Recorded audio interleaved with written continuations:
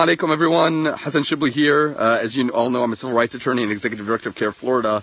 And as we were just really enjoying celebrating Eid and our newfound spiritual growth and connection with Allah subhanahu wa ta'ala, many of us unfortunately got wind of the really disturbing news today regarding the Supreme Court's decision on the Muslim ban. It's a very important day.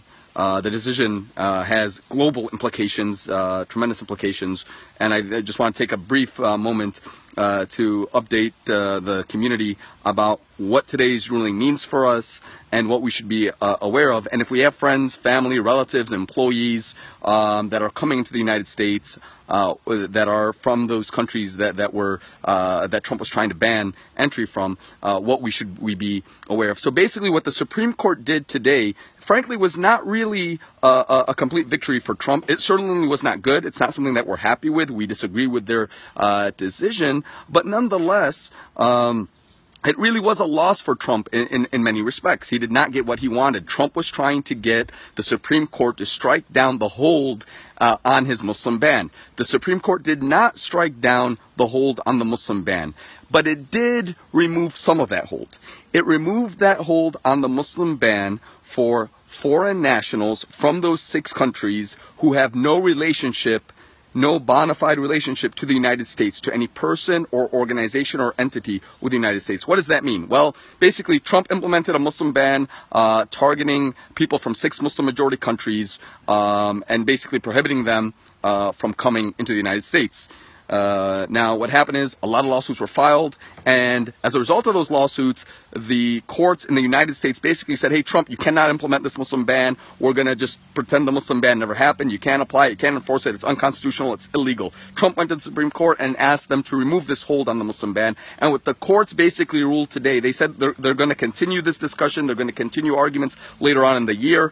But in the meantime, they will continue to prohibit the Muslim ban from being acted upon those foreign nationals who have that means that people coming into America who have family relatives in the United States, who are coming to study in the United States, who are coming to work in the United States, who have these existing relationships, they cannot be banned. But unfortunately, the Supreme Court said that Trump can ban those foreign nationals who have no relationship to anybody in the United States. Because basically what they said is the lower court's rulings prohibiting Trump from banning foreign nationals rested on the rights of nations. So, somebody, if there's a university trying to bring in foreign students, that university has a constitutional right and its rights were being violated by the ban.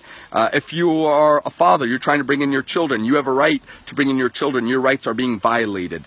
But what the court is basically saying is that foreign nationals who have no relationship to the U.S., they don't have any constitutional protections. So we're not going to look at the Constitution, and they have no constitutional protections to enter the United States. So the court is saying we're not going to apply the hold to those individuals.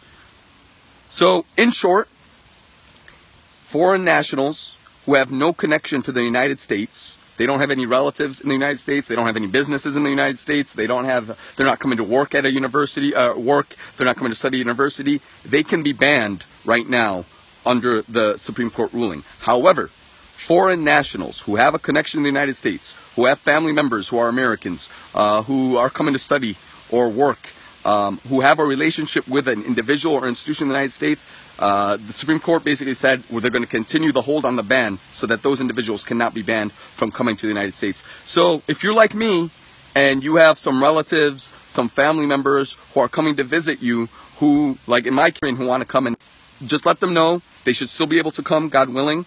However, they need to be ready to show U.S. Customs that bona fide relationship with a U.S. person exists. So if you have relatives, family, friends, employees, students coming from overseas who are from those 6 countries that were banned, just make sure that they bring with them evidence that they have a bona fide relationship. Because like no relationship to any person or institution in the United States, they can be banned. But individuals who have a bona fide relationship to individuals and institutions in the United States right now cannot be banned. So please make sure your family members, they bring documentation showing that they're related to you, that show documentation that you're a U.S. citizen so that they can show that there's that relationship. If they're coming to study, make sure they bring that acceptance letter. If they're coming to work, make sure they show their employment contract. Just please make sure your friends, your family, relatives, they can show the pre-existing relationship. Continue to assist people in the airports. We're going to continue to have legal teams on standby. I would also recommend that if you do have family or students or employees or relatives that are going to be coming in, reach out to your local CARE office. And let them know. Reach out to local attorneys and let them know. Let them have that flight information and let them be on standby.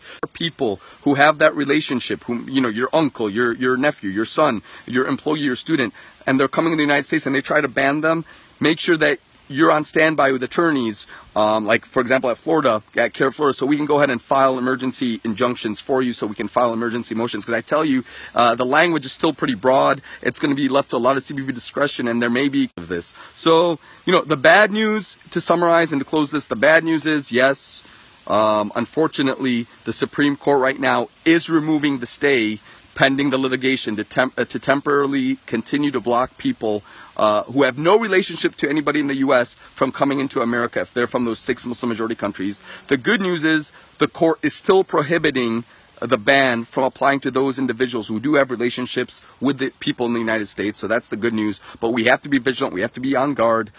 So make sure if you have family members coming in that they bring proof and evidence of their relationship to you, their relationship to people in the United States, their relationship to people who are green card holders, their relationship to people in the U.S. Make sure they bring evidence of that, and make sure that you have civil rights organizations, attorneys, you're in touch with them on standby, so that God forbid they're not allowed entry, we can go ahead and file emergency injunctions. Keep us in your prayers, my friends.